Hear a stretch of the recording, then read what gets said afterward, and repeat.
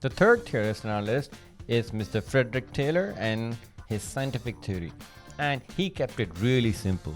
And he simply said, show me the money. Okay, he believes that people are motivated by money.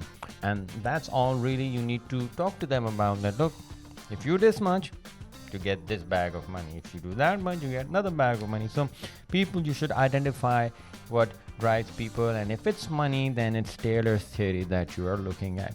So he firmly believes in the idea that you should pay a fair day's pay for a fair day's work. So if you've seen people putting in the effort, they should be rewarded financially according to that effort. And of course, different people can have different levels of efforts put in, and different people have different ways of doing the same job. I mean, he understands that, but he wanted to simplify that. And he said that, and he divided his theory into 3 parts. And he said that first you need to identify the most efficient way to complete a task. Now, why his theory is called the scientific theory is because the scientific way states that you should find the shortest way or the most efficient way possible to go from point A to point B. And he says that you need to first figure out, let's say if we're taking off a car manufacturer and it's about fitting tires on a car. Find out what's the most efficient way to do that. So fewest number of steps taken to put a tire on the car. Once you figure that out, you make sure that all the workers are trained in that most efficient method.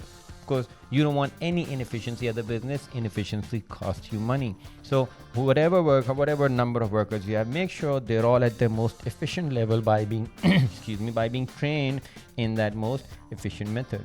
And once everybody is trained and given exact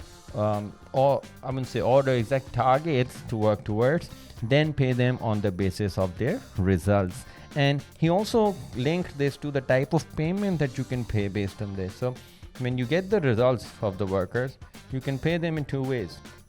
Either according to the time they put in, so time-based payment system, or the number of units they're able to produce. So let's say you get $10 a unit. If you make 10 units, you get $100, right? If you work for 5 hours, let's say you were getting $10 an hour, so you get $50. So link the effort with immediate financial rewards. And once that's done, once the workers are given their rewards, then show them the money. And of course, everybody would like a little bit more. And he strongly believes, Mr. Taylor, that money is the real motivator.